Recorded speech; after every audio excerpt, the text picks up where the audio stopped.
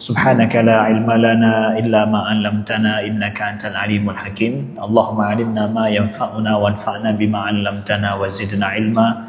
Rabbana innana amanna faghfir lana dhunubana wa qina adzaban nar. In uridu illa al-islaha mastata'tu wa ma taufiqi illa billah. Amma ba'du. Penghormatan kami kepada Ketua DKM Masjid Ar-Rahmah Citraland Cibubur yang Allah muliakan, kepada penghormatan kami kepada Ustadz Albi, alhamdulillah.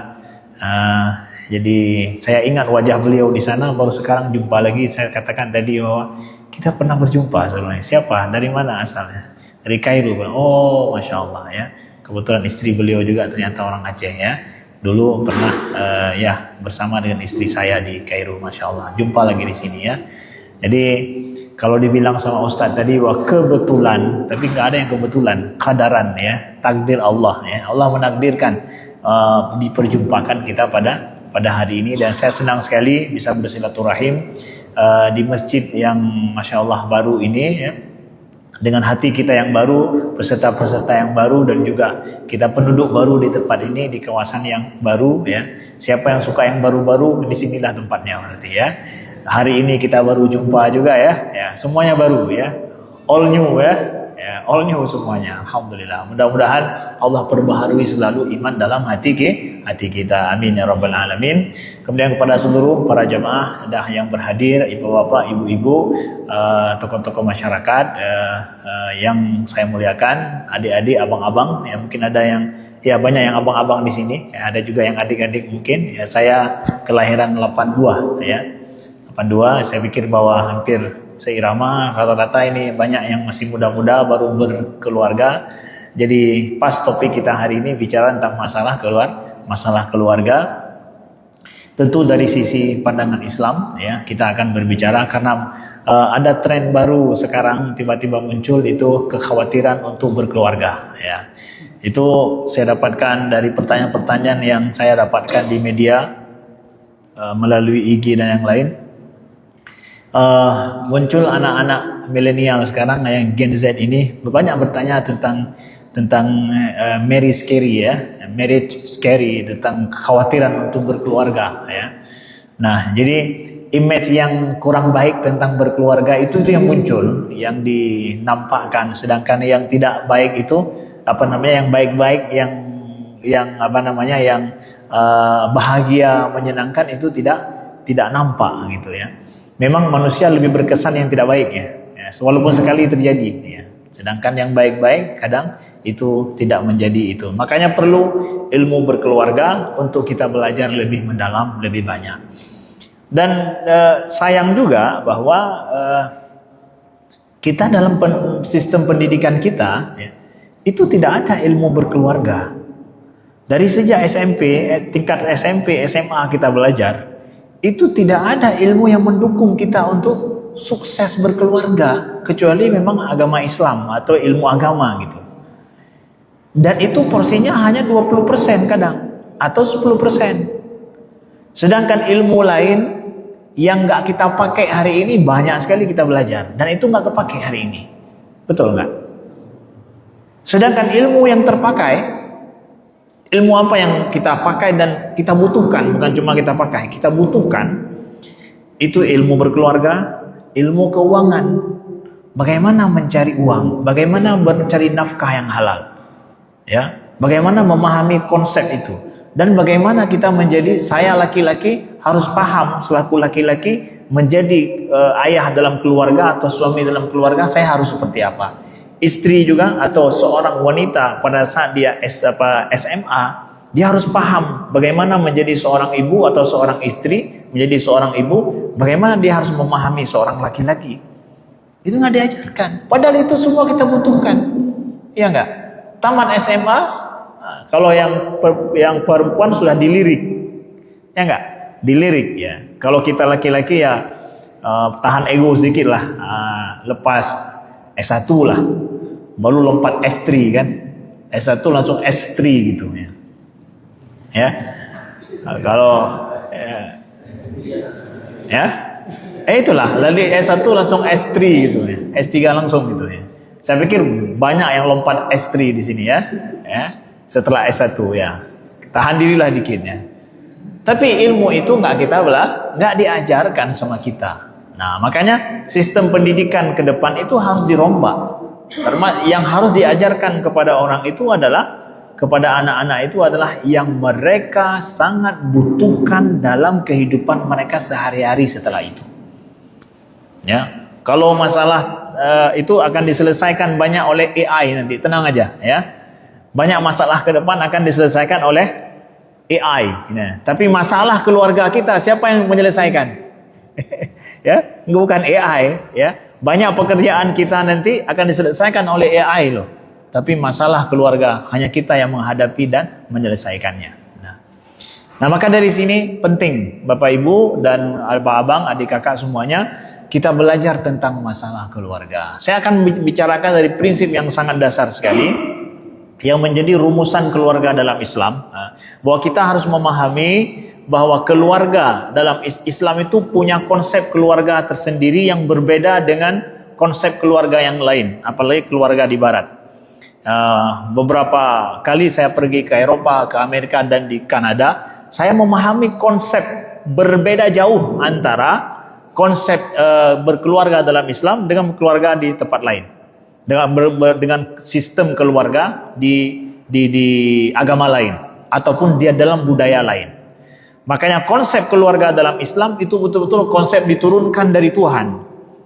Dan kalau ini betul-betul diterapkan, konsep ini pasti keluarga itu akan sakinah, mawaddah, warahmah yang biasa kita dengarkan. Nah, dalam surat Ar-Rum sering kita dengarkan, dibacakan selalu, Ustaz Albi tadi udah bacakan juga.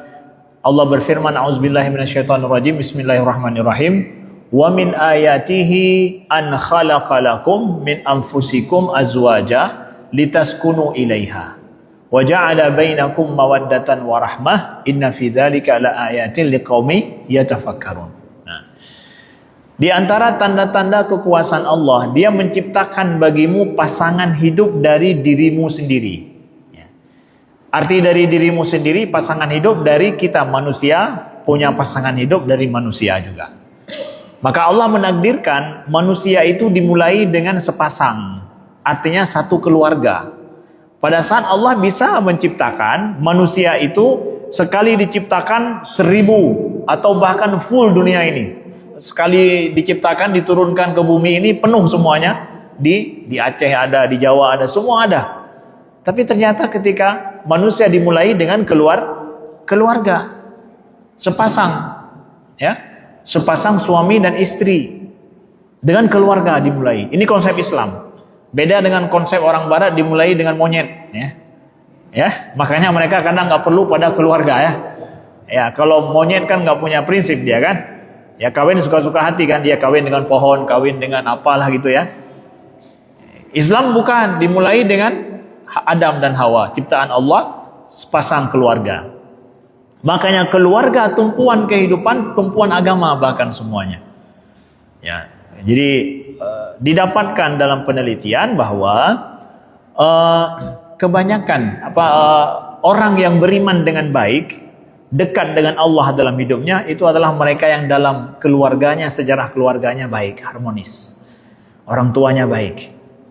Lahir anaknya juga dia harmonis dengan Allah. Tetapi keluarga yang na'udzubillah ya, broken keluarganya, anak-anaknya didapatkan sulit dia untuk harmonis dengan Allah juga. Mengamalkan agamanya, hidupnya dengan baik itu sulit. Pengaruh keluarga itu sangat mempengaruhi pada kemampuan seseorang untuk dia menjalin hubungan dengan Allah, begitu juga dengan manusia yang lain. Maka pentingnya faktor keluarga ini ya. Daripada dua pasangan, kata Allah, diciptakan kita ini. Itu tanda-tanda kekuasaan Allah. Allah menginginkan demikian. Padahal Allah bisa menciptakan manusia yang banyak sekaligus kan. Adam aja bisa kun fayakun, apalagi manusia yang banyak. Kok harus begitu?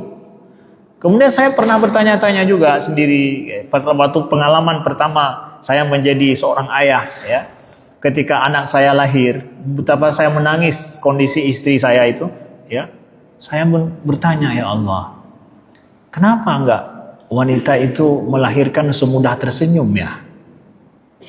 Seperti lagi makan keripik gitu. senang dia, nggak menangis melahirkan anaknya. Ya, ini kok begitu ya? Padahal Allah kuasa loh menjadikan melahirkan anak-anak itu dilahirkan dengan cara bukan demikian kan? Tapi dilahirkan dengan demikian, itu kuasa Allah. Allah ada rahasia besar, ya. Ya Allah ingin sematkan kepada kita, kepada seorang ibu melahirkan anaknya dengan demikian. Ya. Bukan salah ciptaan loh dia melahirkan anak dengan cara demikian. Tidak. Tapi ada hikmahnya, kekuasaan kuasa Allah itu. Nah, lalu kemudian Allah sampaikan kepada kita, litaskunu ilaiha. Nah, ini dia prinsip awal. Jadi kita berpasangan diciptakan oleh Allah dengan prinsip dasar kita mampu hidup bersama mulai keluarga kita dengan apa? Taskunu, merasa tentram. Ketentraman itulah prinsip dasar kita berkeluarga. Siapa yang mampu terus berdua mewujudkan ketentraman dalam berkeluarga, keluarga kita tetap akan ada. Terus berlanjut. Tapi kalau sedari awal nggak ada rasa tentram itu, ya udah nggak akan pernah terbentuk keluarga. Nah, coba bayangkan seorang wanita baru menikah, kenal sama calon suaminya itu kapan? Kebanyakannya 98% kenalnya itu beberapa tahun yang lalu atau beberapa bulan yang lalu. Nggak ada yang menikah ini karena dia ini teman sepermainan saya di kampung. Ada seperti itu ada, tapi jarang. Tapi apa yang menjadikan seorang wanita yang lemah ini mau menerima laki-laki yang aneh itu hanya baru kenal beberapa waktu? Hah? Ya, kan aneh kan? Beberapa waktu yang lalu kenal kan? Setahun, 2 tahun gitu. Bahkan dalam sunnah Nabi menikah itu bagusnya jangan dekat-dekat kan, jalinan nasabnya jauh kan, bahkan nggak dikenal gitu. Jangan yang dekat-dekat bukan dengan kerabat gitu. Nikah dengan kerabat tidak baik kata Nabi ya. Bahkan makin jauh makin aneh orangnya makin bagus. Tapi apa yang menjadikan kok mau dan tega ya menerima dia sebagai ya pasrah diri lagi, ayah tak ada, ibu tak ada. Kalau udah menikah kan gitu. Nggak lagi dengan ayah, nggak lagi dengan ibu gitu ya, berdua aja. Padahal itu adalah orang yang gharib ya. Gimana? Ketentraman itu ya karena saya merasa dengan dia itu tentram, tenang, ya kan? Kemampuan kita menjadikan pasangan kita tentram dan tenang, calon juga tentram dan tenang, jadi percaya sama kita. Inilah memulai keluarga, dimulai dari situ. Kalau masih ragu-ragu dengan dia, setia tidak, nggak akan mungkin nikah kan? Nggak akan mungkin nikah kita. Ya. Kalau masih ada keraguan tentang siapa dia itu sebenarnya. Nah, mulai dengan ketentraman. Lalu ketika kita sudah menikah, wujudkan selalu ketentraman ini dalam keluarga. Upayakan, ya. Litaskunu, kita mengupayakan, istri mengupayakan suaminya tentram kepadanya, suami mengupayakan istrinya tentram dengan dia, terus. Nah, lalu waja'ala bainakum mawaddatan warahmah kata Allah. Lalu dia menjadikan antara kalian, bainakum antara kalian itu mawaddah, rasa cinta. Jadi rasa cinta itu muncul nomor 2, bukan di awal. Kalau ada yang bilang saya cinta sama dia, sudah sangat cinta makanya menikah. Itu kata-kata anak sekarang, friend gitu. Nggak ada rasa cinta di awal, ya. Kenapa? Cinta itu setelah menikah. Apalagi yang bilang bahwa cinta tak harus memiliki. Itu sekali lagi apa? Friend gitu. Ya. Masa cinta nggak harus memiliki? Miliki dulu baru engkau cintai, baru bisa kamu mencintainya. Ya. Bagaimana engkau mencintai sesuatu yang nggak bisa engkau miliki? Ya. Ya, lihat contoh aja, ada mobil orang Mercedes di depan tuh misalkan, saya cinta sama Mercedes ini, ya. Lalu setelah cinta itu ngapain? Bisa naik? Enggak. Bisa lap-lap? Enggak juga punya orang, ya. Lalu cinta apaan? Kan brand itu. Kalau cinta ya udah, cinta suka beli, setelah beli bawa pulang, naik selalu, bawa kemana-mana, diservis kemana-mana, dilap terus, nggak boleh ada debu gitu. Habis uang untuk isi bensinnya, semuanya Bapak suka Mercedes? Iya, saya suka sekali Mercedes. Ah, itu baru. Ini masa cinta mobil orang di jalan, kemudian nggak bisa dipegang, nggak bisa di apa-apa, saya cinta. Cinta harus memiliki, masa nggak memiliki? Ya, iya nggak? Maka sekali lagi yang bilang cinta tidak harus memiliki, gimana? Sekali lagi rame-rame. Ya, gitu. Ya. Jadi cinta itu dianugerahkan oleh Allah setelah adanya yang pertama tadi apa? Rasa tentram, tenang, berdua. Sehingga kita siap kemudian untuk berkorban demi kita berdua. Mulailah suami berinfak, ya. Berinfak dia, kemudian istri juga ngurus rumah tangga, bahkan kadang kesulitan yang dia dapatkan setelah itu lebih besar daripada itu. Tapi siap, kenapa? Ya, cinta dia kepada suaminya, cinta suami kepada istrinya. Bahkan setelah menikah muncul masalah yang nggak pernah dibayangkan dulu, dihadapi bersama. Kok mau? Sampai pernah istri saya bilang dulu, istri saya untuk dibilang, coba tuh, kalau Abi nggak nikah kan nyantai-nyantai aja hidupnya. Hah? Nggak segitu kan? Ya, menikah setelah ada rasa cinta itu bukan masalah berat dan susah kan? Tapi sudah masalah cinta. Kayak mana sih masalah cinta? Hanya yang merasakan aja yang bisa mengetahui, ya kan? Nah, Allah anugerahkan itu cinta pada suami dan istri setelah itu. Nah, itu prinsip nomor 2. Ya. Prinsip nomor 3, Allah katakan apa? Wa ja'ala bainakum mawaddatan wa rahmah. Cinta setelah itu baru rahmah. Rahmah dan cinta itu dianugerahkan oleh Allah. Sedangkan litaskunu tadi itu bentuk kata kerja supaya engkau merasa tentram, tapi dalam bentuk kata kerja. Artinya apa? Sesuatu yang diusahakan sendiri loh. Usahakan sendiri untuk menentramkan satu sama lain. Diusahakan. Jadi bentuk verb dia. Setelah itu baru dianugerahkan kepadamu, diberikan kepadamu oleh Allah cinta, lalu kemudian rahmah, kasih sayang. Apa maknanya? Kasih sayang ini nomor 3. Maka ini berurut dia. 1, 2, 3. Urutannya itu ada sebabnya. Ada hikmahnya bahasanya, ada hikmahnya. Kenapa nomor 3, Ustaz? Menunjukkan bahwa dalam perjalanan kita berkeluarga, taskunu tadi itu, menentramkan satu sama lain, boleh jadi mungkin mulai tidak ada. Atau menipis dia, berkurang. Rasa tentram satu sama lain tidak ada. Boleh jadi kemudian gara-gara rasa tentram itu berkurang, cinta pun gimana? Kalau yang pertama berkurang, yang nomor 2 berkurang juga dia. Kalau udah saling nggak mampu saling menenteramkan, cinta pun berkurang dia. Jadi dalam berkeluarga boleh jadi ini berkurang nih.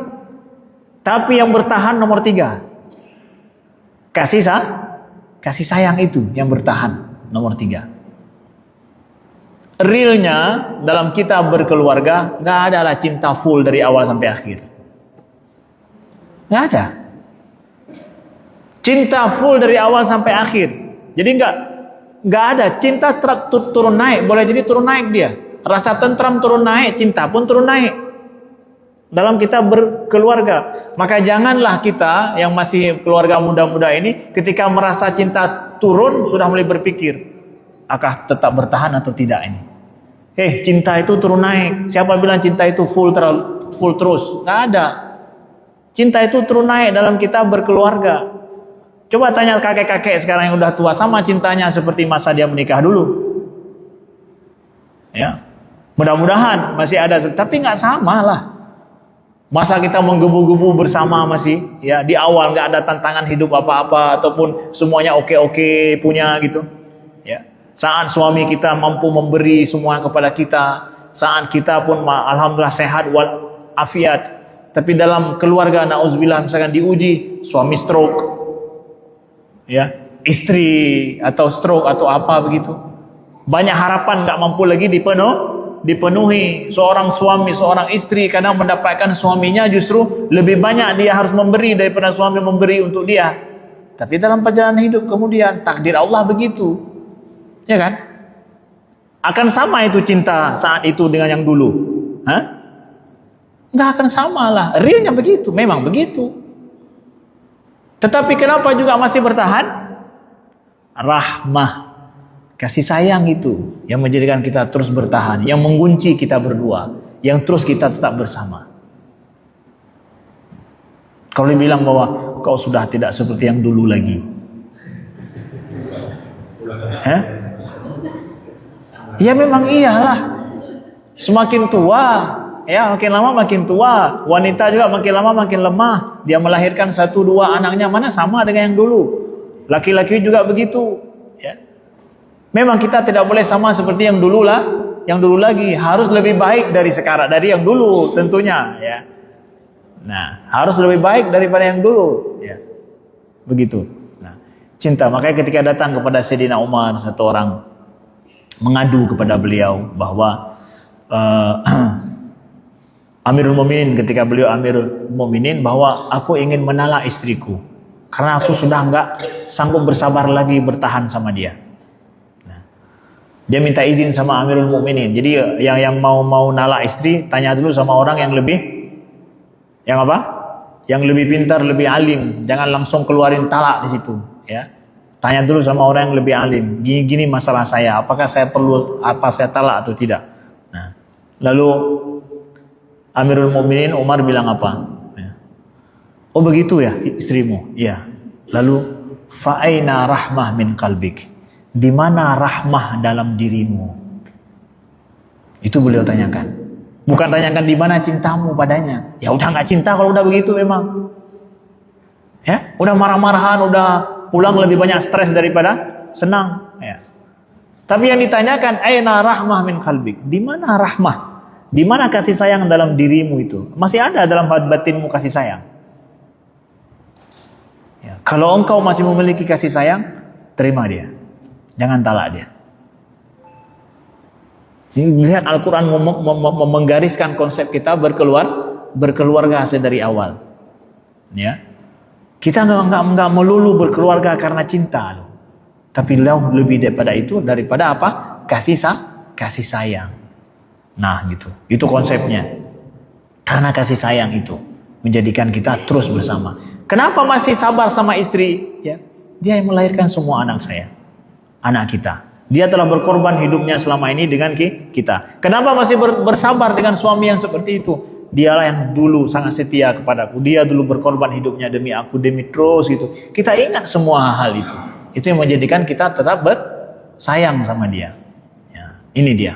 Al-Quran sampaikan ini makna adalah taskunu, yaitu kemudian mahabbah dan rahmah yang terakhir.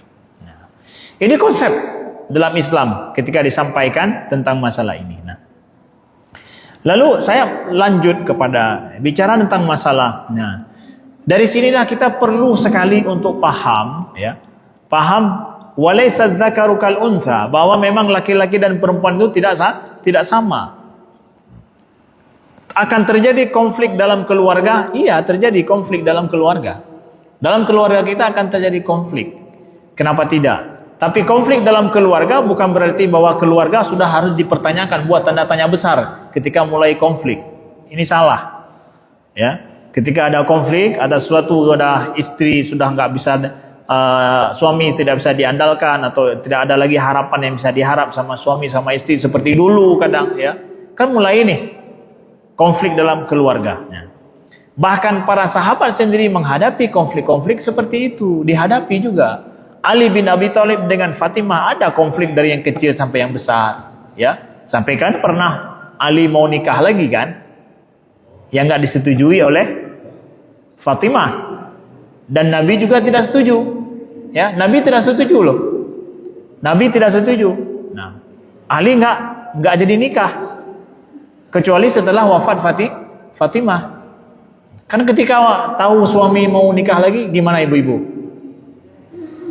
Konflik nggak itu? Konflik lah. Konflik dalam batin kan? Kalau suami nampaknya bukan konflik dia pikir ya. Kita kan konflik dalam batin kita. Sakitnya di mana? Iya. Nah, kemudian juga ada sahabat lain. Contoh, saya kasih contoh. Seorang sahabat yang dia terjadi bahasanya konflik, sesuatu yang konflik ini yang menjadikan mereka bahasanya sudah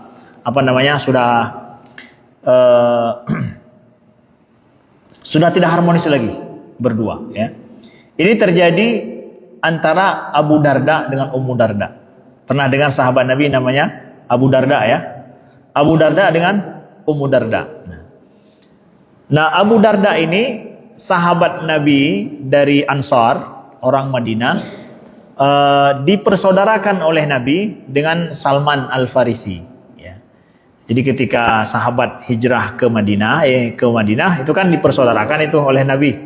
Ya, masing-masing para sahabat seperti Abu Bakar dipersaudarakan dengan Kharijah. Ya, begitu. Salman Al-Farisi, ya, yang asal beliau adalah dari Persia, itu dipersaudarakan dengan Abu Darda. Nah, suatu hari Salman ini mengunjungi sahabatnya, karena sahabat dekat dipersaudarakan oleh Nabi, mengunjungi rumah Abu Darda. Ya, lakinnahu wajada Ummu Darda wa hiya mubtadilah. Tapi Salman ketika sampai ke rumah Abu Darda, dia enggak menjumpai Abu Darda, jumpa sama istrinya, istri Abu Darda, yaitu namanya Ummu Darda dipanggilnya. Nah, wahya mubtadilah, mutabadzilah ya. Bentuknya apa namanya? Ketika dilihat performan Ummu Darda itu lusuh, kemudian tidak bersemangat, macam orang sakit gitu, ya. Heran kan Ummu Darda Salman, ya. Lalu ditanya fasa'alaha an sya'niha. Ya, Salman pun nanya tentang ada apa gerangan. Nah, berarti kondisi lusuh gitu, enggak semangat hidup ya. Yang nampak pada seorang wanita, seorang sahabat, istri seorang sahabat itu dilihat aneh sama Salman. Itu menunjukkan bahwa istri-istri para sahabat dulu semangat-semangat dong, ya. Semangat orangnya, kemudian performanya juga dijaga, ya. Ini kok nggak dijaga begitu, kemudian kondisi lusuh begitu ya. Faqalat akhuka Abu Darda laisa lahu bina hajah di dunia. Nah, kasih tahulah akhuka, saudaramu itu Abu Darda, suami dia ya. Saudaramu wahai Salman, kawanmu wahai Salman, Abu Darda itu ya, dia udah nggak butuh lagi sama dunia. Dia nggak mikir dunia lagi. Nggak mikir dunia lagi. Artinya dia udah nggak mikir istri lagi. Ya. Nggak mikir istri, nggak mikir masalah-masalah itu enggak. Dia sudah ngapain dia? Ibadah terus. Ya. Ibadah terus dia pikir. Faja Abu Darda. Ya. Kemudian datanglah Abu Darda. Ya, lagi kamu udah ngomong-ngomong sebentar Salman dengan istri Abu Darda nih. Kemudian datang tiba-tiba pulang Abu Darda yang dinantikan oleh Salman. Ya. Fasana'a lahu ta'aman faqala lahu kul. Ya. Ya, faqala inni sha'im. Ya. Ya.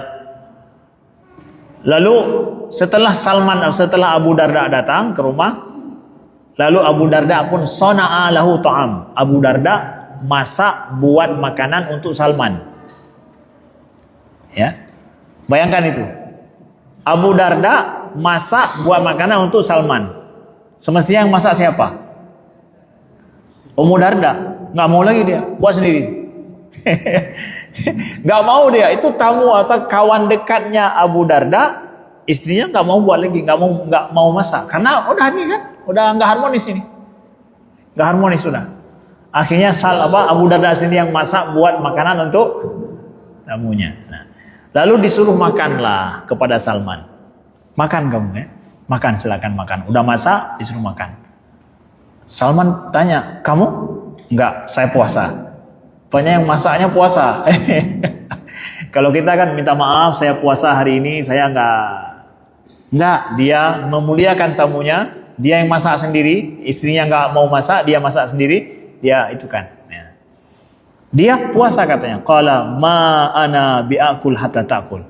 Lalu kata Salman apa? Puasa kamu? Iya, aku nggak makan sampai engkau makan.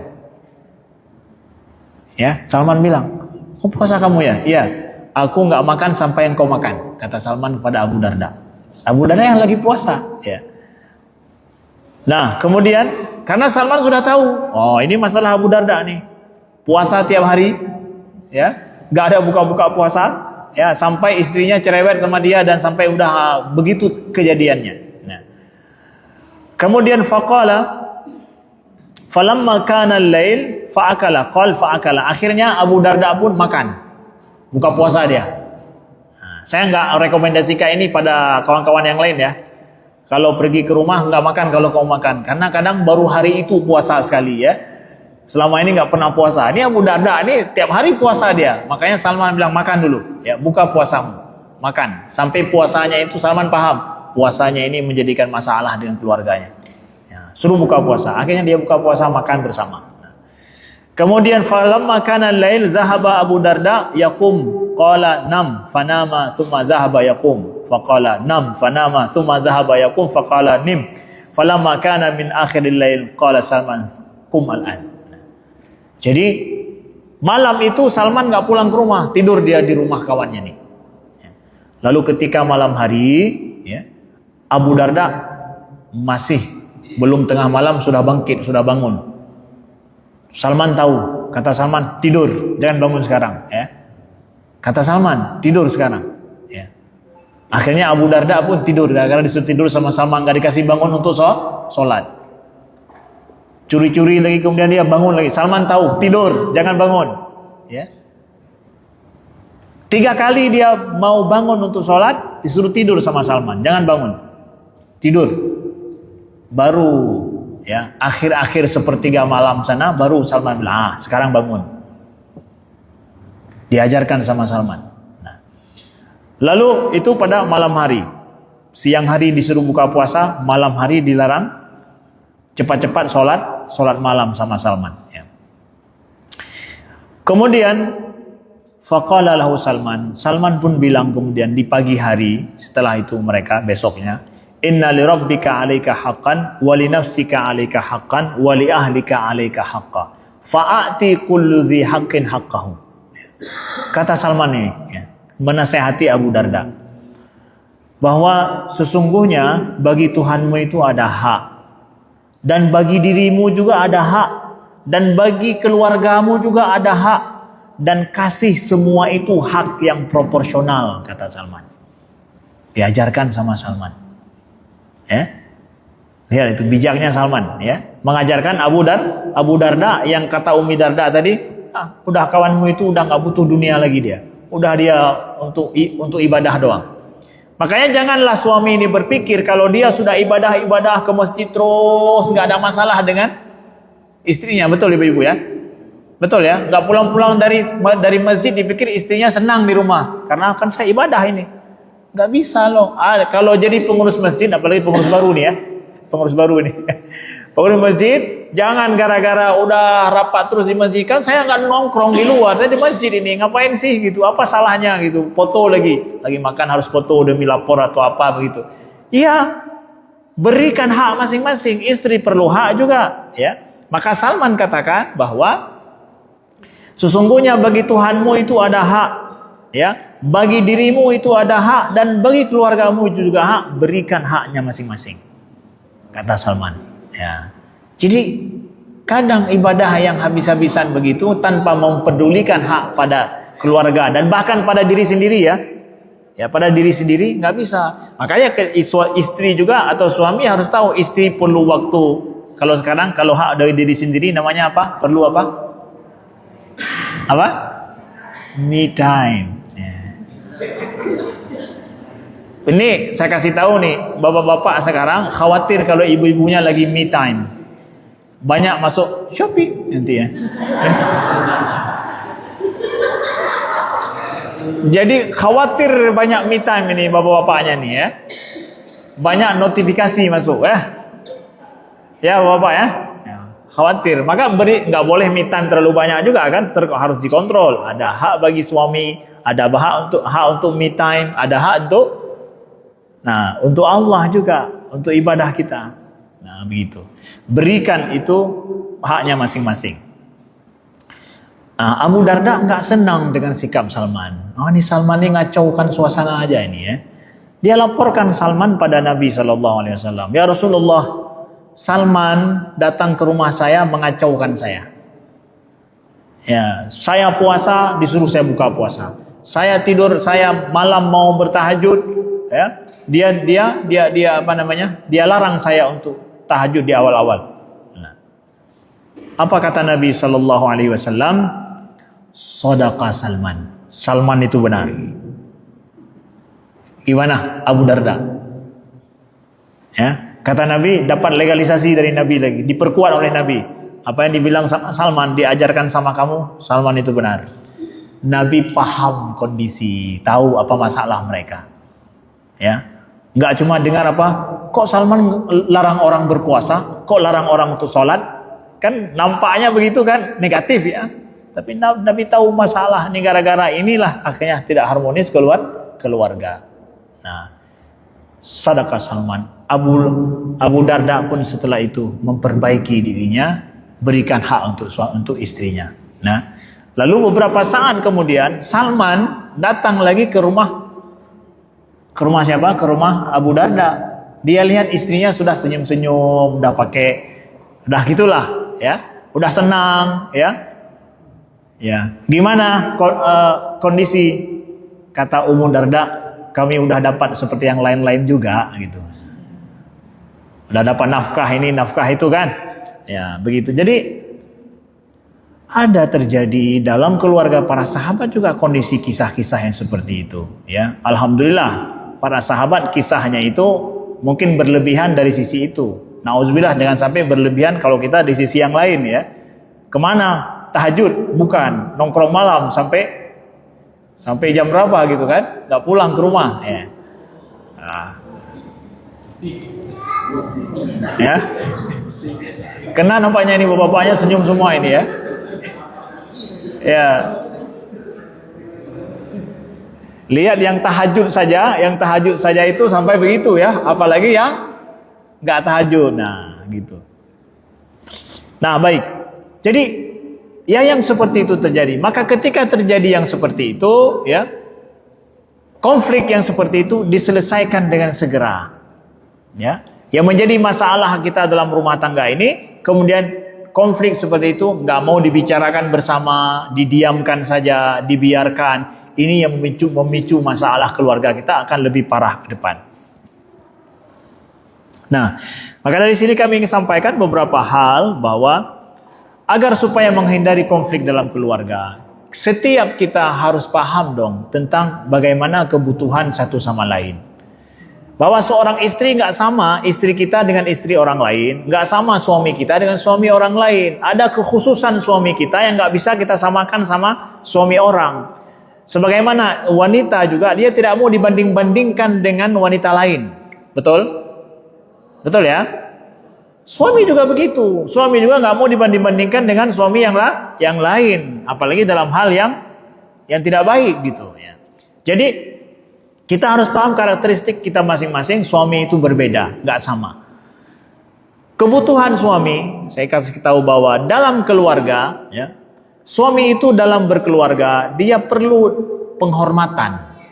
Seorang laki-laki secara umum dalam keluarga dia butuh penghormatan. Sedangkan seorang wanita perlu kepada simpati, empati, simpati daripada suaminya. Ya.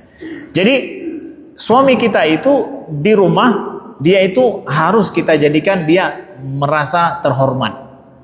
Dia selaku suami kita, ayah dari anak-anak kita wujudkan di rumah itu dia itu terhormat.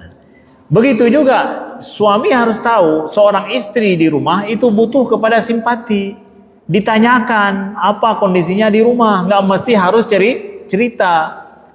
Istri perlu kadang bercerita kepada seorang suami di rumah tentang kondisinya, ingin mendapatkan simpati daripada suaminya. Saya ada seorang istri ya, Ya, ada kasus keluarga yang saya tangani, contoh istri datang ke rumah, ya, kasih tahu bahwa dia di tempat kerjanya berantem, ya, berantem, dia nampar koleganya gitu kan. Dia cerita masalah itu ketika pulang ke rumah kepada suaminya, ya. Lalu ketika dia cerita itu kepada suaminya, suaminya bilang, kok kamu tampar, jahat kali kamu. Nangis besar istrinya, ya. Dia sedang cerita masalah itu, dia, suaminya nyalahkan dia lagi. Nangis besar istrinya, ya. Saya bilang bahwa kamu selaku suami, ketika dia sedang bicara seperti itu kepada kamu, cara jawabnya bukan gitu. Tampar sekali dia, ya, kalau ada abang tampar sekali lagi. Nah, gitu jawabnya. Dia bilang apa? Betul Ustaz, saya harapkan dia bilang begitu, tapi dia salahkan saya lagi. Ya. Kan istri sedang keluh kesah dia. Keluh kesah itu jangan salahkan dia, ambil simpatinya dulu. Ya, ambil simpatinya dulu, setelah itu baru kok harus nampar deh, ya. Apa masalahnya? Setelah selesai dia cerita. Ya. Istri itu perlu simpati daripada suaminya, dan suami perlu di rumahnya itu dihormati. Kalau dia nggak mendapatkan penghormatan di rumah, dia jenuh di rumah. Udah, itu fitrah dia. Butuh yang seperti itu, ya. Bahkan ada, maaf cakap, suami itu yang tingkat macam-macam suami merasa dia terhormat, ya. Makanya kita harus tahu suami kita itu merasa terhormat di rumah seperti apa sih. Sampai kasih contoh kecil aja. Ada suami yang masalah dia dengan istrinya, dia tahan-tahan karena dia nggak merasa terhormat di rumahnya. Sebabnya apa? Apa yang menjadi kehormatan bagi dia? Bagi dia itu adalah kalau lagi makan, itu anak-anak nggak boleh ambil dulu sebelum dihidangkan untuk dia. Ya, jadi buka makanan, ya, kemudian istrinya taruh untuk dia, baru kemudian anak-anak lain makan. Ini enggak, karena budaya berbeda, istri dengan suami beda budaya, istrinya anak-anak duluan terus, makan terus anak-anak dulu, baru suaminya belakangan. Ternyata itu bagi suami merasa enggak dihormati di rumahnya, bertahun-tahun muncul konflik yang lain. Kita harus tahu suami kita itu merasa terhormat seperti apa sih. Yang kita juga harus sadar, ya, kita servis dia supaya dia merasa terhormat di depan anak dan istrinya gitu. Kita kan senang suami kita betah di rumah, senang merasa dihormati di rumah. Itu kebutuhan seorang laki-laki. Nah, wanita oleh sebab itulah perlu banyak bercerita. Makanya Nabi sampaikan kepada kita bahwa Sayyidah Aisyah saja itu sering beliau dengan Nabi sebelum tidur cerita. Tidak ada riwayat di mana Sayyidah Aisyah bercerita dengan Nabi kisah yang sangat panjang sekali. Itu sebelum tidur, Nabi dengar aja. Itu diriwayatkan full oleh sahabat, ya. Kisah cerita Aisyah tentang cerita zaman dulu, Nabi dengar aja sebelum tidur. Bayangkan, memangnya Nabi nggak capek ya dengar cerita itu, ya. Istri ngomong panjang, ya, kita mau tidur capek lagi, kan Nabi banyak sekali yang beliau urus. Tapi itulah kebutuhan istri di rumah, untuk simpati kita ambil dari hatinya, kita dengarkan keluh kesahnya. Kadang banyak kita mendengarkan istri kita cerita yang menurut kita laki-laki ini itu nggak penting sama sekali. Betul saya berkata. Masa itu aja diceritain, ya.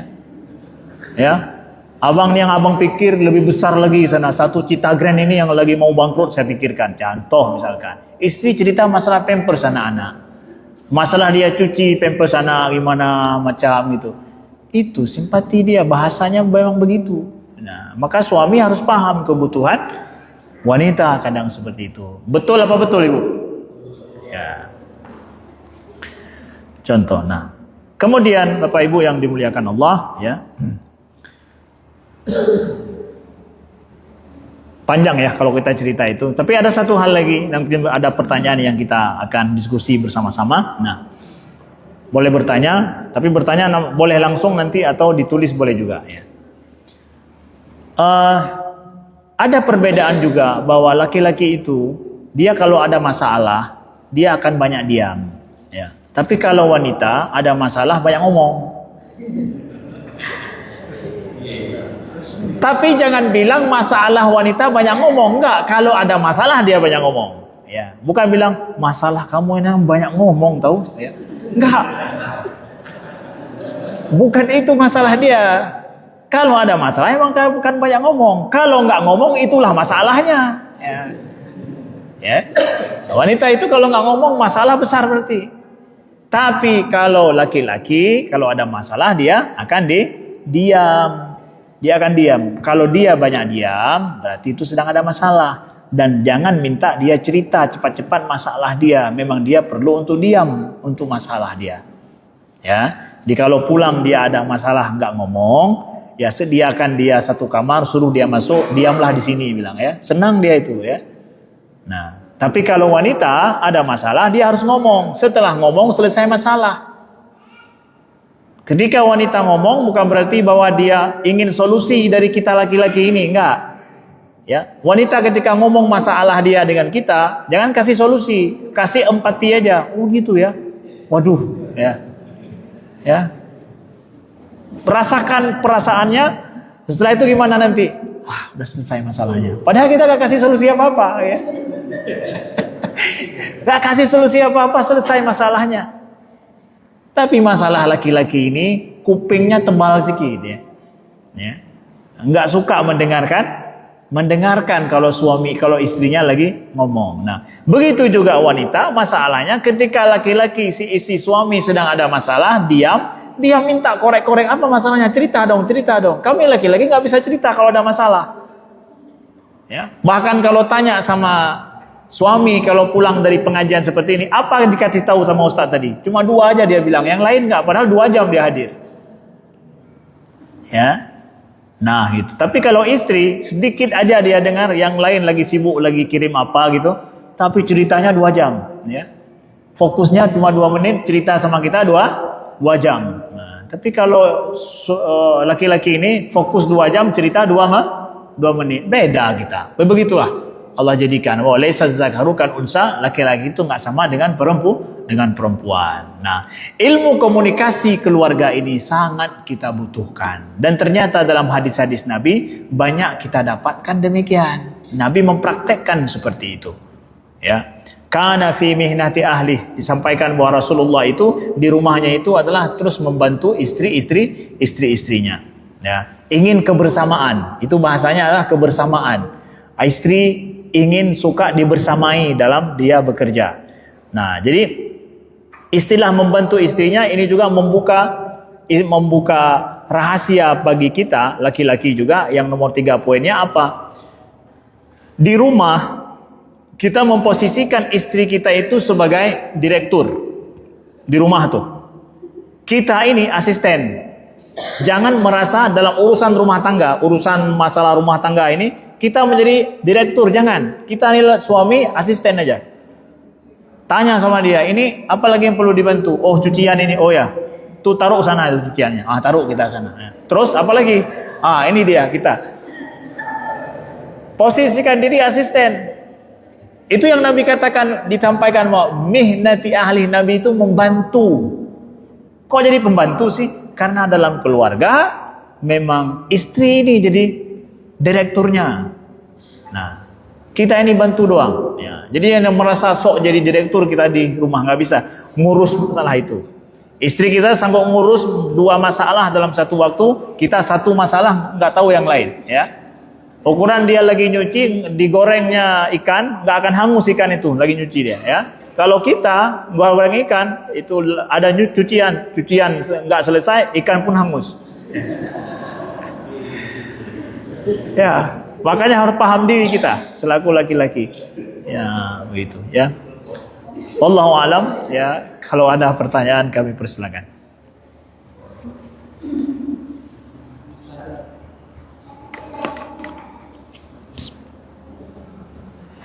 Ya mungkin terima kasih sebenarnya ya. Terima kasih kepada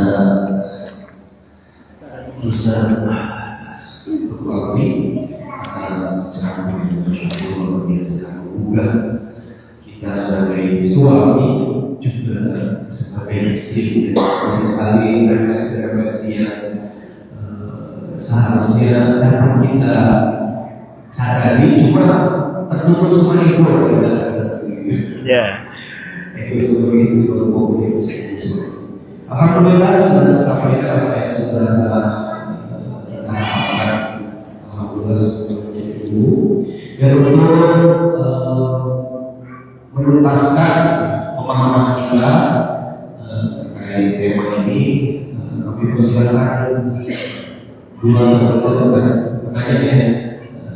Jika nanti masih ada waktu, kami boleh persilakan untuk bertanya. Ladies first, oke, ladies first. Ya, ini ada.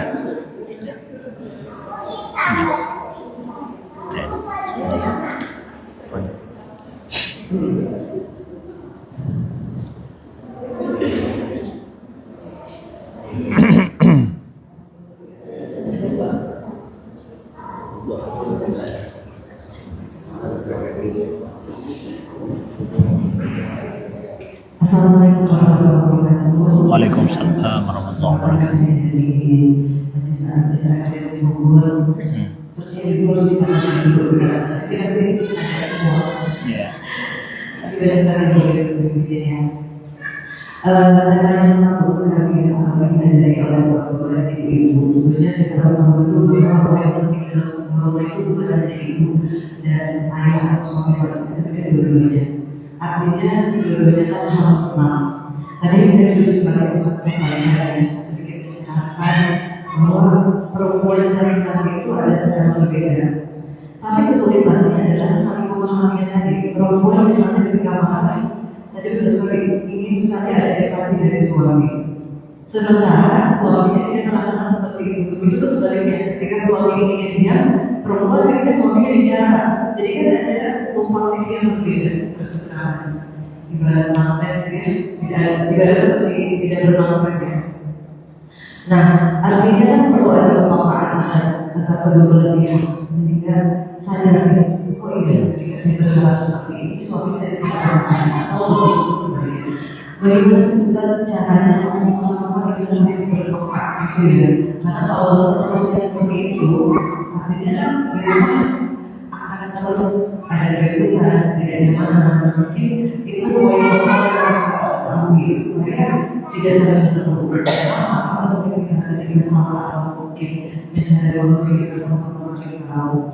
Karena yang kasihan apa ya, mungkin kasihan menjadi suasana rumahnya, jadi sangat berbeda, anak-anak yang menjadi korbannya. Karena memang ketika juga tidak begitu masjidnya nyaman gitu ketika dalam rumah suami itu dengan anak-anak.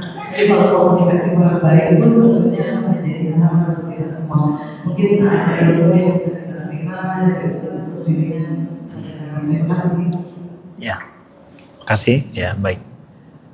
Ada yang lain? Nah, ini bisa mau langsung dijawab apa kita mulai dulu? Ya, boleh dua-dua dulu. Mungkin Bapak.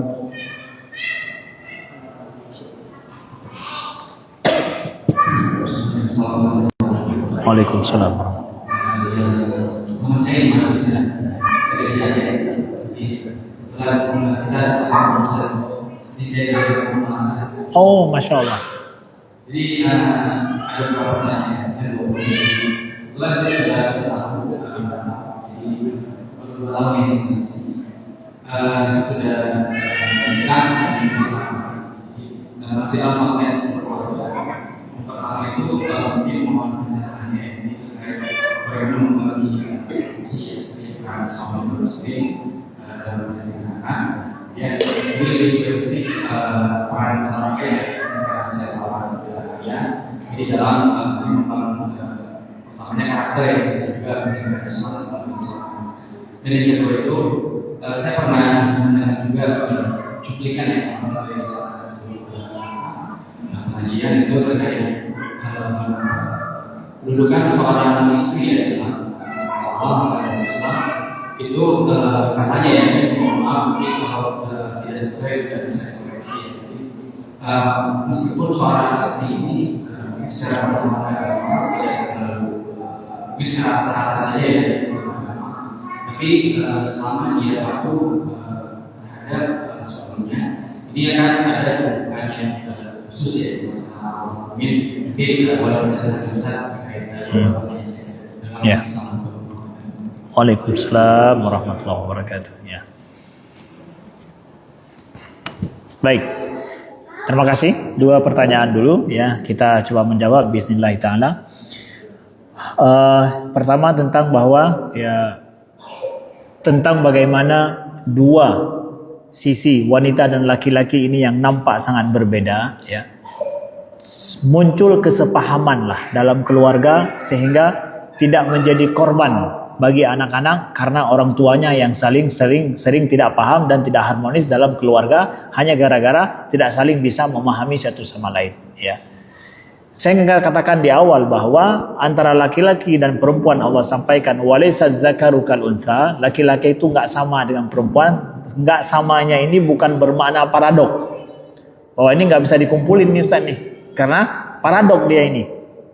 Ya, paradok ya. Tapi dia ini tidak samanya itu tidak sama yang saling menyempurnakan. Jadi kurang laki-laki di sini sempurna di kurang di sini lebih di sana. Istri lebih di sana, kurang di sini. Ya, laki-laki itu kuat di mana? Kuatnya di luar rumah, tapi nggak kuat di dalam rumah. Suruh sama laki-laki itu untuk jaga anak 1 hari sebentar, kuat dia? Nggak. Tapi suruh kerja sebentar itu angkat tanah itu dari pagi sampai sore, kuat dia? Kuat. Siapa yang lebih kuat? Kata kuat ini harus diterjemahkan dulu. Kuat di mananya? Angkat tanah, itu laki-laki itu. Kuat jaga anak, perempuan. Sama-sama kuat, tapi kuat yang berbeda. Nah, jadi dia menyempurnakan. Jadi bukan paradoks, tapi perbedaan yang menyempurnakan itu harus kita tahu. Jadi kadang kalau dikatakan seperti magnet dua kutub yang berbeda, enggak benar juga. Ya, bahwa seakan nggak bisa menyatu dia. Perbedaannya itu ya pada sesuatu yang saling menyatukan mereka satu sama lain. Sifatnya bisa menyatu. Kemudian selanjutnya kita dalam ilmu pengetahuan selama kita dididik dalam keluarga, inilah ilmu yang paling fakir kita ini.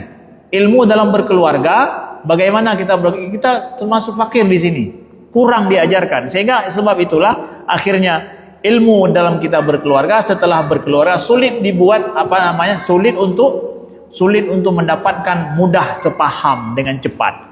Kecuali dengan izin Allah, lambat laun kemudian, lama setelah itu, baru setelah berbagai macam konflik dan uji coba yang kita buat, sehingga kita mau saling paham setelah itu, oh begini akhirnya. Karena kita memang tidak dibekali ilmu untuk itu. Nggak ada misalkan mau berkeluarga hari ini, pergi dulu sertifikat. Dapat sertifikat memasak, dapat sertifikat mendidik anak, dapat sertifikat ini, sertifikat itu, baru pergi ke bapak penghulu di ACC berkeluarga. Kan nggak begitu. Hari ini ada mahar sudah siap, ayah ibu sudah setuju, kemudian siap ini semua tempat untuk acara sudah ada, pergi ke pak penghulu ACC. Udah. Setelah itu apa yang mau kita buat? Nggak ada ilmu kita tentang itu. Uji coba semuanya. Makanya dikatakan setelah itu bahwa Ustadz, ini dalam keluarga ini sulit paham kita. Memang kita nggak punya ilmu.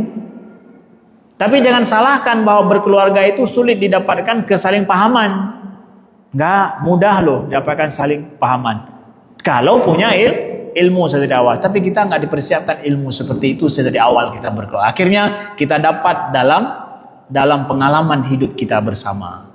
Beda antara satu keluarga dan keluarga yang lain dalam mereka bisa sinkronisasi yang terjadi dengan cepat. Ya, dengan izin Allah lah. Kadang kita dengan kesabaran, dengan air mata, dengan tangisan, dengan kesabaran baru nanti dapat. Oh, begini baru kita paham. Itu catatan yang kedua yang perlu kami sampaikan. Maka dari situ belajarlah kita bersama-sama untuk di mana sih. Kalau memang Allah katakan nggak sama laki-laki dengan perempuan, maka sunnatullahnya fitrah laki-laki seperti apa, fitrah wanita seperti apa, itu harus mendalam kita belajar bersama. Ya, kalau hari ini ada mungkin kursus parenting yang sifatnya mengajarkan begitu, nggak salah untuk diikuti itu. Ikut bersama-sama, jangan tunggu waktu konflik lu, tunggu saya waktu konflik nanti baru ikut bersama-sama. Mumpung masih bersama-sama ikut, bagus, boleh, ya. Boleh, hadirin majelis taklim yang mengajarkan tentang itu bagus ya. Bagian daripada kursus kita juga, ibadah kita juga lagi. Nah, begitu. Nah, bisa kita wujudkan. Nah, catatan nomor 4 adalah bahwa ketika kita sudah saling paham, Berarti menunjukkan nih adem-adem aja nih, nggak akan ada. Saya kursus sudah selesai, kami semua adem, semua bahagia, bahwa pasti kami nggak akan ada konflik nanti. Kalau ada konflik berarti ini masalah besar. Nggak juga. Nabi ada konflik dengan istri-istri beliau. Siapa bilang Nabi nggak harmonis? Ada, tapi konflik bermakna bahwa ada muncul kan dalam seorang wanita kadang ya ada perasaannya, ada yang lain yang nggak terbaca atau menginginkan sesuatu yang tidak. Istri Nabi kan pernah, Nabi nggak pulang ke rumah 29 hari loh. Nabi nggak pulang ke rumah 29 hari. Lalu bilang istri Nabi, enggak, pengajaran bagi umat Nabi terjadi dengan istri Nabi itu pengajaran bagi kita bahwa ketika kita dapatkan konflik besar seperti itu bukan bermakna bahwa saatnya kita bubar. Tunggu, Nabi aja nggak ada bubar kok. Nabi aja yang keluarga, siapa bilang nggak sakinah mawaddah warahmah itu keluarga Nabi. Tapi ada sebenarnya pengajaran bagi umat. Istri Nabi pernah difitnah habis-habisan, hadis ifki kan? Ya, yang nggak pantas difitnah untuk istri Nabi, tapi istri Nabi difitnah. Ya, tadinya hadis ifki, istilahnya hadis ifki. Kalau mau tahu kisahnya, baca aja di Google dapat itu hadis ifki. Bagaimana istri Nabi difitnah habis-habisan di situ, menimpa keluarga Nabi. Kadang bukan dari dalam diri kita, datang dari luar permasalahannya. Bagaimana kita menghadapi bersama-sama. Nah, maka ketika nanti kita yakin dalam berkeluarga, kita udah seia sekata, nggak ada masalah. Selama 20 tahun, 40 tahun saya hidup nggak ada masalah. Sekarang baru Ustaz. Oke, kalau sekarang baru ada, ngapain dong maunya sekarang? Mau bubar ini? Nabi ada masalah juga muncul, nggak ada bubar. Itu pendidikan bagi umatnya dalam berkeluarga, ya, dalam berkeluarga. Tetap berkeluarga itu terus ujian datang kepada kita bersama berdua. Kalau kita ingin taat kepada Allah, in arada an yusliha bainahuma sulha, maka kalau menginginkan kedamaian dalam setiap konflik, Allah akan mudahkan kita berdamai. Ya. Tapi kalau kita nggak ingin ada perdamaian dalam konflik kita, ya kita akan pisah kemudian. Nah, jadi sebaik-baik kita yang berkeluarga, tadi yang saya sampaikan tadi di akhir adalah adanya kasih sayang, ya, kasih sayang. Maka di pertanyaan daripada Mbak tadi tentang masalah ada nggak ilmu khusus sehingga kita seia sekata, saya menjawab dengan 4 poin itu. Menjawab 4 poin itu karena tidak ada rumusan khusus biar terus seia sekata, kecuali memang terus kita belajar memahami satu sama lain dari sisi keberbedaan kita ini. Dan setiap istri juga, setiap suami juga ada karakter sendiri yang dia berbeda sama laki-laki lain. Istri kita juga begitu. Yang berbeda dia dengan wanita lain yang enggak akan sama dia, ya. Hanya kita yang lebih tahu tentang itu. Harus paham, semua kita ada pintu kasihnya masing-masing. Ya, kita harus tahu. Ya, pintu kasih istri kita apa, pintu kasih suami kita apa, dia apa yang dia sukai, apa yang dia inginkan. Kalau ada permasalahan, dia sukanya dipeluk kah, atau dia sukanya apa? Atau sukanya dia dibersamai kah, atau sukanya dia dikasih hadiah, ajak untuk ada kawan saya, istrinya kalau ada masalah dia ajak pergi ke toko emas, selesai urusan. Saya bilang kalau istri saya model begitu nggak mampu saya berdamai lagi ya. Untung istri saya itu kalau ada masalah ya kita ajak jalan-jalan, murah meriah bukan main ya. Nah gitu. Ya macam-macam istri kita beda ininya. Kita harus paham. Nah insya Allah kita doakan ya istri yang ingin damai dan ingin bahagia dengan suaminya, suami yang ingin selalu membahagiakan istrinya, ketemu loh dalam segala masalah pun yang mereka hadapi, dialog terus menerus harus sering terjadi antara kita bersama. Manfaatkan selalu waktu dialog bersama, bicarakan masalah yang kecil-kecil kita hadapi, bicarakan. Harus dibicarakan loh. Kalau nggak nyaman, jangan ditumpuk nanti setahun kemudian, jangan. Bicarakan. Suami yang merasa bahwa dia nomor 1 dalam keluarga, jangan merasa bahwa dialah yang ngatur semuanya, ya. Jangan, terbukalah sama istri. Istri juga siap terbuka mendengar apa keluhan suami. Karena ada juga istri-istri yang suka dia mengeluh pada suaminya, pas suaminya ngeluh sama dia, stres dia. Ya, terbuka satu sama lain, ya, untuk saling mendengarkan, membicarakan. Apalagi kita, saya pikir ini kan ilmuwan semua, sarjanawan semua, ya, bukan orang kampung yang nggak Maaf ya, maksud saya bukan orang yang tak terpelajar. Kita terpelajar semua, ya.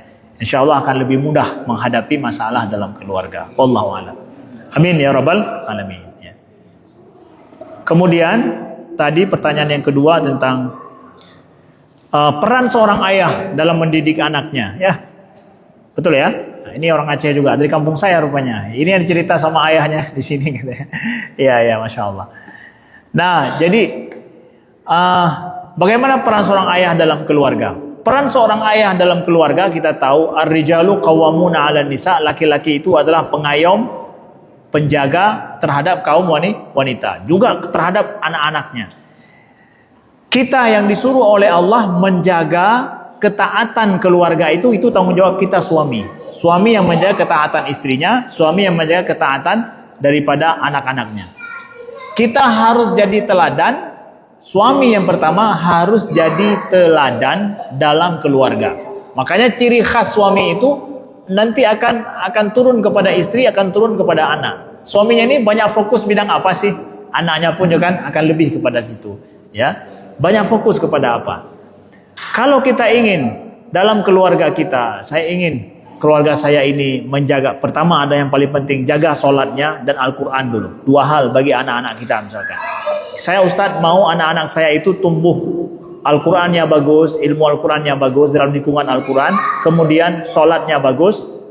Kita harus selaku ayah teladan bagi anak kita dalam masalah sholat, dalam masalah Al-Quran. Jangan sampai anak kita mendapat dia pergi mengaji, kita suruh ngaji, pas ke rumah ayahnya nggak bisa mengaji. Itu seperti tadi juga apa? Friend gitu. Kita harus jadi teladan. Ayahnya harus jadi teladan. Jadi kita harus tahu ketika suami istri kita ngomel-ngomel kita, kok nggak pergi mengaji atau nggak mau ikut kursus mengaji dan yang lain demi anak ini pergi ngaji. Itu betul. Itu betul. Ada saya dapatkan seorang ayah mengantar anaknya sampai hafal Quran dalam waktu yang cepat. Dia hafal Quran dengan anaknya, ya. Hafal Quran dengan anaknya demi anaknya bisa hafal Quran. Padahal dia nggak ada ilmu pengetahuan tentang hafal Quran sebelumnya. Tapi demi anaknya dia menghafal Al-Quran. Saya respect pada ayah ini. Kenapa? Dia ingin memberikan teladan kepada anaknya, pada dia dulu. Mau aja anak untuk pergi sholat, kita harus jaga sholat dulu demi anak kita. Nah, makanya para salafus soleh dulu bilang, kalau aku berbuat salah, kesalahanku itu, dosaku itu aku lihat pada anak dan pada istriku katanya. Kesalahan seorang ayah itu akan nampak dosanya pada anak dan pada istrinya katanya. Ini kata para salafus soleh. Kita selaku orang tua, maka silakan kita menentukan mana menjadi pilar keluarga kita. Kalau keluarga yang dekat dengan Allah dengan cara mendekatkan diri dengan masjid, pendidikan agama yang baik, kita seorang ayah harus begitu. Dekat dengan masjid, dekat dengan pendidikan agama yang baik, anak kita akan ikut, istri kita juga akan ikut. Nah, walaupun sekarang agak terbalik, alhamdulillah, istri yang ngajak suaminya pergi kajian, suaminya nggak pernah pergi, ya. Alhamdulillah, dapat istri hidayah lewat istri kadang, ya, begitu.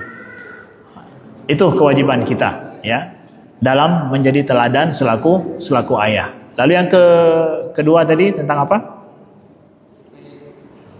Dan seorang istri itu apa saya dengan ini, walaupun seorang istri mungkin taat ya. Ada kedudukan khusus, bagus. Ya, ketaatan seorang istri, Ustaz, katanya dalam kajian itu ada kedudukan khusus di sisi Allah Subhanahu wa taala. Saya ingin mengatakan istilah lain saja. Bukan kedudukan khusus, tetapi memang kewajiban. Seorang istri taat kepada suami itu kewajiban selaku seorang istri. Kalau kedudukan khusus seakan-akan hak sifatnya adalah privilege atau istimewa, keistimewaan saja kalau mau, kalau enggak ya enggak apa-apa juga. Bukan. Allah sampaikan fas-salihatu qanitatun hafizatun lil ghaibi bima hafizallah. Wanita yang solehah itu dua sifat mereka. Apa itu? Qanitat, taat. Taat kepada Allah, Rasulnya, dan kepada suami. Kemudian menjaga dirinya pada saat suami tidak bersama dengannya. Itu dia wanita solehah. Wanita solehah itu pilihan atau apa? Menjadi wanita solehah pilihan atau keharusan?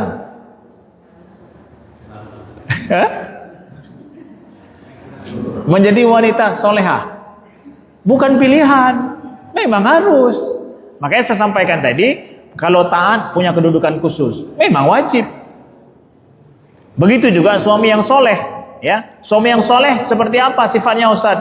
Qawwamuna 'alan nisa bima anfaqu min amwalihim, ya. Yaitu mereka menjaga, suami yang soleh adalah menjadi pengayom, penjaga terhadap istri-istrinya dan menafkahkan, ya, terhadap keluarganya.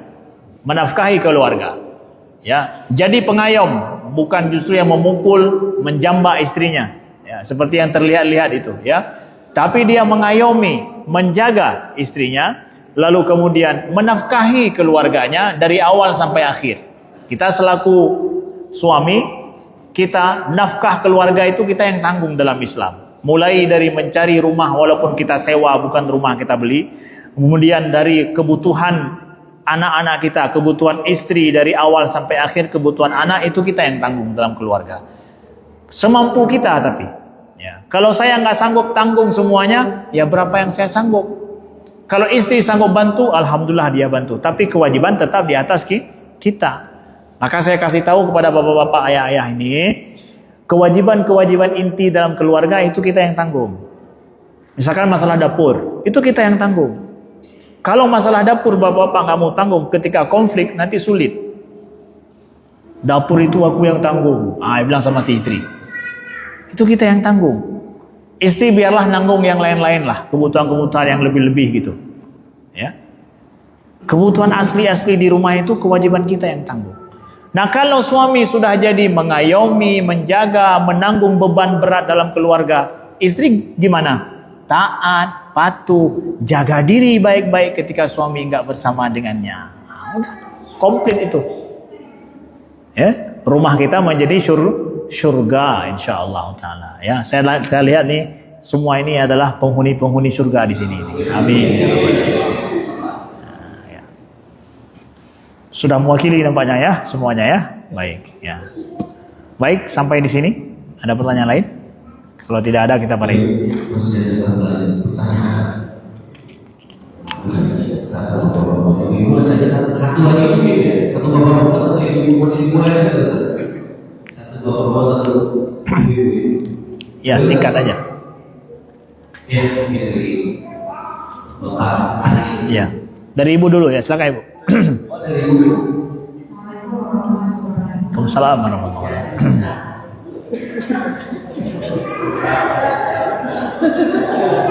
Siap-siap ya. Ya. Ada yang garuk-garuk kepala saya lihat ya. Bagaimana cara menghadapi seorang suami yang mungkin hanya bercanda ya, tapi kadang-kadang dia suka ngomong sebagai kami lah, ada mengawinya dengan bercanda cuma kadang suka Ya. Waalaikumsalam. Waalaikumsalam warahmatullahi wabarakatuh. Ya. Anggap saya suaminya nggak ada dengar ya. Ya. Silakan. Waalaikumsalam. Saya tadi sudah memang benar memang yang di Ustaz bicara bahwasanya ilmu itu tadi buat kita dalam keluarga. Mungkin memang kita dari sejak SD sampai sampai kuliah itu tidak pernah ilmu terkait dengan Ustaz. Dan alhamdulillah saya ini saya sudah berjalan sekitar 1 tahun Ustaz. Alhamdulillah.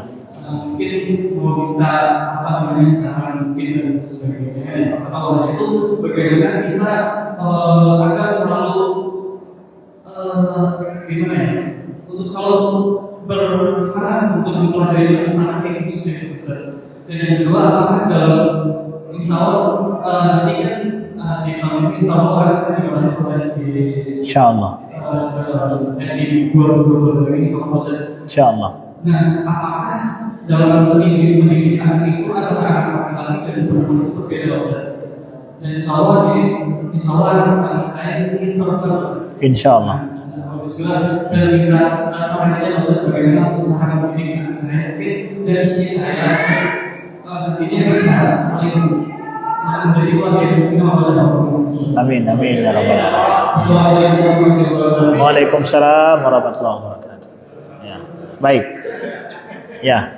Baik, jawaban ini yang pertama tadi Ustadz, gimana menyikapi suami yang walaupun sering bercanda bilang-bilang masalah poligami. Ya. Mungkin ya dia bercanda nggak asli gitu ya. Bercanda gitu, nggak ada asli. Gimana itu cara menghadapinya?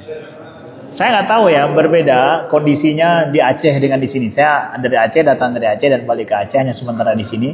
Saya merasa ada nuansa, merasa saja ini ya, nuansa.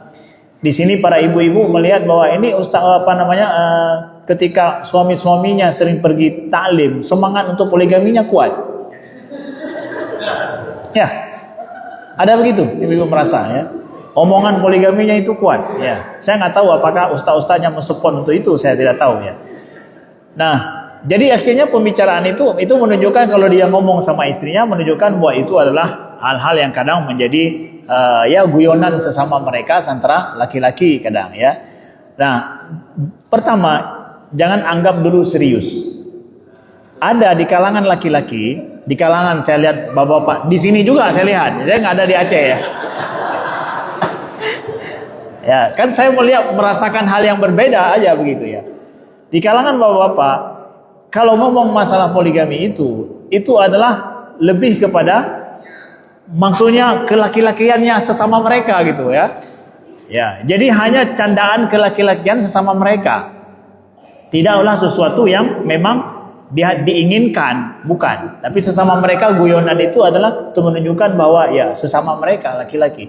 Kalau sebelum nikah, laki-laki itu banyak ngomong kapan nikah gitu. Itu cewek kamu ya, calonnya. Ya. Itu banyak ngomong begitu. Calonnya mana gitu. Padahal sebenarnya nggak lagi mau nikah, tapi ya sering tanya, setiap tanya udah nikah belum? Ya kapan nikah nih? Kapan ini? Kemana-mana itu gitu. Kalau belum nikah. Akhirnya pas sudah nikah semua diam. Gak ada tanya-tanya lagi. Nah, itu hanya obrolan karena ya masa mereka itu. Ya, kadang bercanda aja. Nah, kalau sudah nikah sekarang, ya poligami kapan gitu ya? Itu hanya obrolan sama mereka. Ya, tidaklah dianggap sebagai sesuatu yang ini. Tapi saya ingin kasih tahu juga bahwa di sisi istri itu nggak dianggap sebagai sebuah candaan. Nah, laki-laki harus paham. Ke istri dia omongin begitu, itu bukan sebuah candaan, ya. Makin sering diomongkan itu, udah dianggap betul ini, ya. Maka dipendamlah rasa di sini, awas kamu ya. Suatu saat nanti ya, nah gitu. Jadi istri nggak bisa dicandain untuk masalah poligami itu, ya. Apalagi yang memang udah mensyaratkan dari sejak menikah, kalau poligami awas ya. Tapi kalau dibilang aku boleh bang, engkau poligami pun gak ada masalah, aku cari orangnya nanti ya. Nah, itu lain cerita itu ya. Lain cerita itu. Ya. Beda-beda. Nah, jadi saya menasehatkan pada suami-suami ya, hal-hal yang masalah itu jangan bercanda dengan istri ya. Termasuk kalau candaan di sisi sama laki-laki ya itu mungkin beda grup, beda pula budaya candaannya ya, tapi jangan sampai itu kepada. Tapi kalau mau serius betul-betul, musyawarahkan dengan baik-baik, jangan diam-diam, ya kan? Ya gitu. Terakhir tadi ya, alhamdulillah ya udah setahun berkeluarga ya. Gimana Ustaz? Kalau anak saya seorang perempuan nanti, apakah beda mendidik anak perempuan dengan anak laki-laki? Nabi sudah kasih kabar gembira bagi mereka yang lahir anak perempuan. Kata Nabi, siapa yang membesarkan 2 anak perempuan, 3 anak perempuan, sampai kemudian dia menikah dengan baik, maka dia bersamaku di surga, kata Nabi. Ya. Membesarkan anak perempuan 2, 3, ya. Dalam riwayat berbagai macam versi 2, 3 dan seterusnya. Artinya banyak anak perempuan, ya. Dia besarkan dengan baik sampai menikah, ya, dengan baik, maka dia bersama Nabi begini loh, menunjukkan bahwa ya membesarkan anak perempuan tantangannya berat, ya. Tantangannya berat sampai dikasih kabar gembira itu oleh Nabi. Ibunya juga tanya, mengawasi anaknya yang kecil yang perempuan itu kadang lebih sulit daripada anak laki-laki kadang ya. Ada tantangannya dan itu makanya dikasih kabar gembira ya. Nah, begitu. Jadi insyaallah Allah berkahi menjadi seorang ayah, dapat anak perempuan yang solehah insyaallah taala, dan anak perempuan itu dia akan sangat dekat dengan ayahnya. Maka jadilah engkau seorang ayah yang bisa diandalkan oleh anak perempuan kita, sehingga dia tidak bangga dengan laki-laki lain di luar. Kalaupun dia mencari laki-laki lain yang semirip dengan kita, yang seperti ayahnya, karena dia bangga dengan ayahnya di rumah. Tapi kalau seandainya anak perempuan kita dia tidak bangga dengan kita selaku ayahnya di rumah, dan mudah dia akan jatuh hati pada laki-laki yang liar di luar. Itulah sebabnya kenapa banyak pacaran anak-anak di luar. Nah, wallahu a'lam ya. Mungkin sampai di sini pas jam 10 ya. Mohon maaf atas segala kekurangan. Insyaallah berjumpa lain waktu dan kesempatan. Kita berdoa mudah-mudahan Allah menjaga keluarga kita. Alhamdulillahirabbil alamin hamdan yuwafi ni'amahu wa yukafi'u mazidah. Allahumma shalli wa sallim wa barik ala sayidina Muhammadin wa ala alihi wa sahbihi wa sallim. Allahumma ighfir lana dhunubana wa liwalidayna warhamhuma kama rabbayana shaghira. Rabbana hab lana min azwajina wa dhurriyyatina qurrata a'yun waj'alna lil muttaqina imama. Rabbana hab lana min azwajina wa dhurriyyatina qurrata a'yun waj'alna lil muttaqina imama. Allahumma ja'alna muqimina as-salati wa min dhurriyyatina Rabbana wa taqabbal du'a. Allahumma ja'alna muqimina as-salati wa min dhurriyyatina Rabbana wa taqabbal du'a. Rabbana atina fid dunya hasanah wa fil akhirati hasanah wa qina adzaban nar. Wa sallallahu ala sayidina Muhammadin walhamdulillahi rabbil alamin. Al-Fatihah. Bismillah.